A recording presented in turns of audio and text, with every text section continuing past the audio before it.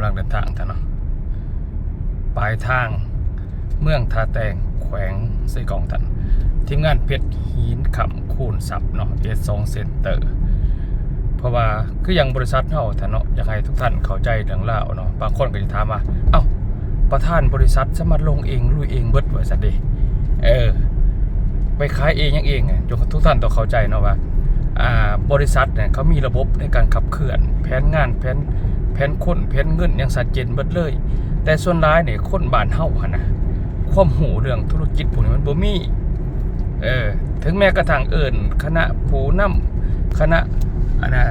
สมาชิกนักขายมาร่วมกันเว้าให้ไปเฮ็ดเองก็เฮ็ดบ่เป็นคือเก่าขนาดเพียงแต่ว่าขายซื่อๆนะเอาของไปขายซื่อๆเนี่ย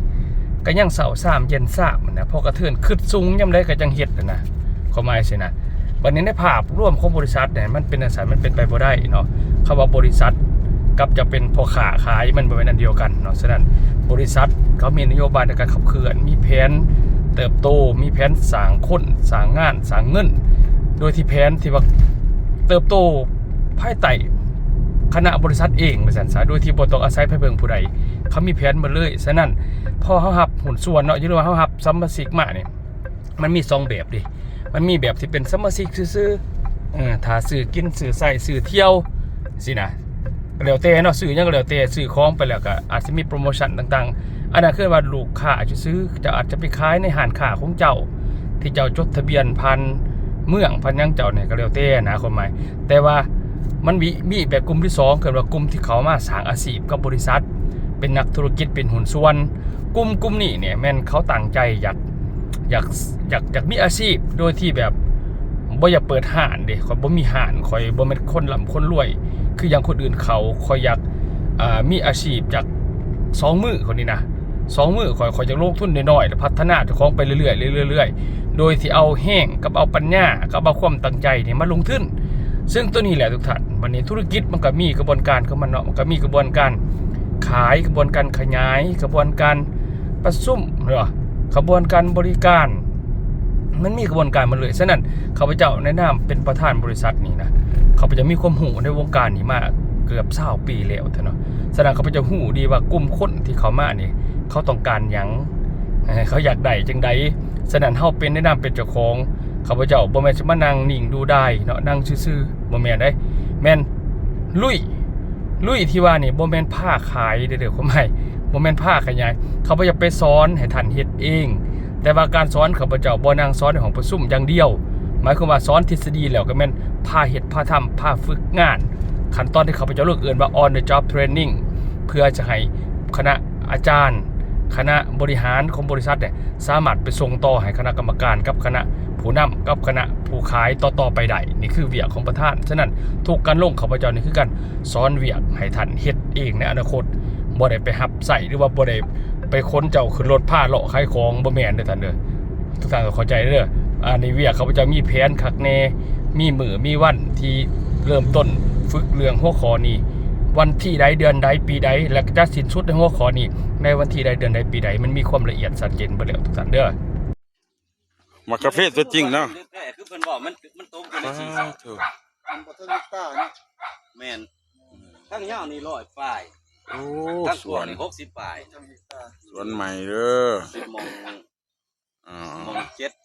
7,000นี่แหละเนาะ7,000 8,000นี่แหละเฮาก็บ่ได้แต่ละเอียดว่ากันว่าใส่เต็มดูนี่คือสิงามกว่านี้เนาะโอ้ยได้ใส่เต็มค่อยบ่อ่อนใส่2 สอบใส่เทื่อเดียวปีเดียวอีกปีเดียวอีกตั้งแต่เดือนแม่ปีใกล้นี่ก็ใส่บ่ได้สมอื่นที่บ่ค่อยใส่หันตกเดือนบ่ได้ใส่สมอื่นใส่น้ำบ่แล้วตอนนั้นข้อยก็บ่ทันได้ใส่อีหยังทดลองเนาะแม่นทดลองเนาะทดลองปีใกล้นี่ก็บ่ได้ใส่ปุ๋ยหยังต้นเนาะนะคือว่าใส่เดือนไหนนี่พอใส่ค่อยใส่หันมันตกอยู่ในเดือนที่5เฮานี่แหละเดือน5แล้วเดือนที่5ของสกุลบาดนี้มันเป็นเดือน6แล้วบาดนี้ต้นพอใส่นี่พอใส่วิธีใดพอใส่พอห้อยทิ่มเลยหรือว่าพอคุมบ่วิธีใส่นี่บ่ได้ขุดอันนี้เฮาก็ย่อมาบ่ได้ขุดมีแต่ว่าใส่ข้างใส่ข้างทางต้นในข้างต้นโอ้ยตามกกตามใบตกถือว่าห่างจากกกหรือว่านั่นเพียงใบเนาะประมาณอยู่20เพียงเงาใบ30นี่แหละเพียงเงาใบเจ้าถือว่าเงาใบจักได้ก็ใส่เป็นนั่นเนาะก็ ถือว่าเฮ็ด มีต้นใหญ่กว่านี้ต้นซ้ำนี่กาแฟอู้ของแท้ของแท้ของจริงโดด บอนใด เนี่ย จะใส่แนวใดหั่นน่ะนี่คืออีพอเป็น โอเค ใส่มันก็ได้แต่ซ้ำนี้ ปิดหน้าทั้งนี้ก่อนเนาะนี่ถือว่าเฮามาเยี่ยมยามเนาะสวนทางบ้านเมืองปากซองเฮานี่แหละเนาะนี่คือเจ้าของเพิ่นเด้อเจ้าของสวนเพิ่น เนาะ บ่ใส่แล้วนี่ต้องใส่2ซอของบริษัทเนาะแต่ว่ามันบ่เต็มกำหนด โอ้บ่เต็มมาตากันใส่มัน ใส่แล้ว เจ้า แต่ว่างามก็คือหน่วยงานมาเบิ่งเองนี่แหละ แม่นงาม แม่นแต่ว่าเนาะ งามอยู่ เพราะว่า2ซอมันบ่เต็มกำหนดเนาะก็หมดซ้ำนี่แต่ว่าครั้งทดลองหันลุงทดลองเบิ่งกกหนึงหันได้ผล มันเขียว งามของลองโดยเฉพาะแต่มันเต็มแบบเด้อตอนนั้น ตัวบริษัทบริตัวเนาะ บ่ได้ตัว บ่ได้ตัวตัวนี้ยินดีจะว่าคอยกระชบเชยนำบริษัท ตัวเห็นผลดีเนาะเห็นผลดีว่าซั่น ที่ลงมาถึงพวกเฮาว่าซั่นซะเฮาก็ดีอกดีใจนำหน่วยงานบริหารตัวแทนของบริษัทดีใจหลายๆว่าซั่นซะเพิ่นลงมาแนะนำนี่แหละจะว่าเป็นสิลงตามเด้ เจ้าเกษตรเฮาเจ้าสวนเฮาเข้าใจการใส่ปุ๋ยว่าซั่นซะก็ซั่นเฮาก็บ่ฮู้สิใส่ นับเขายืนเฮียงกันไปยืนเฮียงกันค่อยสิใช้หูให้ นี่แหละ ใส่แล้วจองจอมาซั่นซะบ่ ขาดทิ่ม งามไปเด้ ทางหน่วยงานเพิ่นเด้อ1 2 3 เฮ็ดได้ 1 2 3โอ้คัก ไปมาเลยกินก็กินฟรีนอนก็นอนฟรีขี่รถก็ขี่รถฟรีเที่ยวก็เที่ยวฟรีตัวนี้นี่แม่นว่าย านวดปวด แม่นว่าเป็นผู้ชายเด้ ก็เอาบ่ได้ว่า เขียนดินแล้ว แต่ว่าไปข่อยบ่ไปเพราะฉะนั้นเพิ่นก็บ่ได้ให้ข่อยไปข่อยบ่ไปเนี่ยก็ได้นี่เดียวเนี่ย บ่ย่านนวด กรรมการของบริษัท และพ่อแม่ประชาชนในกลุ่มเป้าหมายเขาห่วม100 กว่าคน งานเฮาเริ่มเปิดเป็นทางการเนาะ ทำเพชรเสวียงเจริญพันธ์รองประธานบริษัทพลัสโปรลาวค้าขาวค้าออกจำกัดผู้เดียวในสัมผัสถึงจุดประสงค์ในการเคลื่อนไหวพัฒนาเผยแพร่ผลิตภัณฑ์ปุ๋ยเก่าเกษตรนาโนที่เมืองสนาสมบูรณ์ในครั้งนี้ก็เพื่อเสริมสร้างการขยายตลาดเกษตรกรรมโดยเฉพาะเป็นการใส่ปุ๋ยเขาในการผลิตเกิดของพ่อแม่ประชาชน ตอนนี้ช่วงทดลองเนาะตัวปุ๋ยเฮาทดลองการละลายน้ำการละลายน้ำของตัวปุ๋ยเนาะปฏิกิริยาความแตกต่างเนาะนี่คือการทดสอบด้านวิทยาศาสตร์ได้เห็นความแตกต่างระหว่างปุ๋ยเคมีทั่วไปเนาะกับปุ๋ยเก่าเกษตรนาโนของเฮาเนาะจังเลยว่าบ่มีอย่างยังไปสวนเลยบ่ยังเปิดช้าแต่ย่าคุยเพิ่นก็ยังเพิ่นเพิ่นก็บอกเนาะเพิ่นก็ใส่เลยมันมีส่วนแต่ก็เนาะส่วนแต่ก็ไม่ใส่สิ่งตัวนี้ ยังว่าได้สร้างมาแต่ ก็อันเดียวปัดทำไมแต่ก็เดี๋ยวถ้าส่วนตัวเจ้าของมันก็ใส่สีแดงเนาะเจ้าตัวมันก็สีแดง สิก็เจ้าก็เจ้าเพราะว่าสิก็เจ้านั่นแหละ แล้วว่าเฮา เปิดกินได้สุขภาพก็ดีได้ใหญ่เนาะมีว่าจะเป็นพ่อ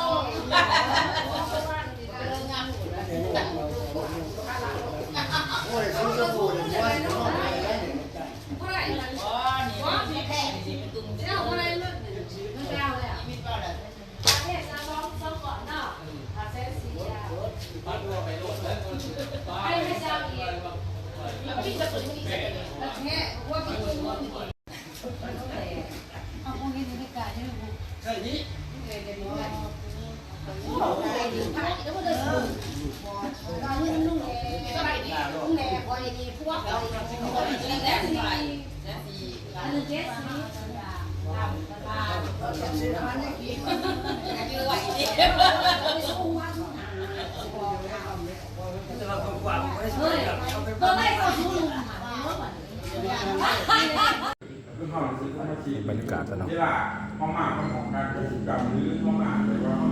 งานเป็นตัวโลกกันคือเป็นถ้ามีความหมายวันนี้พอเค้กหน่อยมากครบชิมหาตัวทุกบริษัทไอพีเดินตัวรอบสื่อคุยชิมหาตัวได้ไรปุ๋ยมากที่พบ มีน้ำมันมีเงินค่าน้ำมันส่งถึงบาทเนาะ15,000 บาทในสำนวนที่หาตัวเขาจะได้ซีตัวนี้แต่ถ้าเขาโมเป็นธรรมชาติบริษัทเขามีกฎสมัครอยู่นะเพราะว่าเป็นตาบริษัทธรรมชาตินะแต่ถ้าเขาเป็นธรรมชาติเขาจะได้มันส่งนี่สำนักส่งแล้วก็เขาขายเขาเก็บหัวกันเอาคือพอเป็นธรรมชาติในมือนี่เนาะคุณทุกเนาะทุกก็เป็นธรรมชาติแล้วเป็นนี่ก็เป็นธรรมชาติวันนี้ปุ่มห้องเก็บกันพูดได้พ่อบวกกันด้วยห้องเดินหน้าอันนี้คือบริษัทขายส่งบริษัทขายส่ง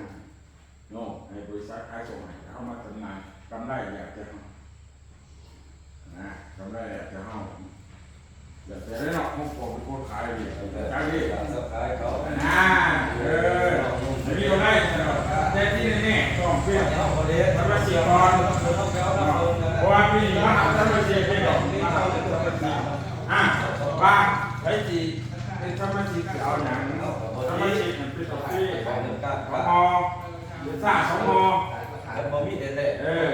ก็บ่ได้เนาะ บูสก่อน คือเป็นค่าซื้อพระให้เป็น คือต้นคือเขาไปนี่คือพันมันคือได้โอเคจะต้นปีกายเป็นไว้ต้นแต่ว่าบ่มีอะไรเกิดขึ้น แต่บ่มีหยังหลาย มียังไงได้ยังไง จะได้เป็นผู้เชี่ยวเขาในสอบเป็นสอบ มาเที่ยวมีเที่ยว โอ้มาเขาแสดงคือเขาเป็นลูกค้าเนาะเขาจะอะไรประเทศเป็นหน้ากระสอบไปที่พันหมดแล้วพันหมดแต่เขาพูดกันแต่คือตอนนี้ให้เขาเป็นธุรกิจเพื่อเขาจะได้เองของผมนะแต่นะมีตัวแทนเฮาอีกถูกว่า แม่มือที่ว่าหับสมาชิกเบิ้งเดี๋ยวมือวันที่6เขาถึงไปจับซ้อมเลยนะอันนี้จะให้เข้าไปนี่มันลงไปเป็น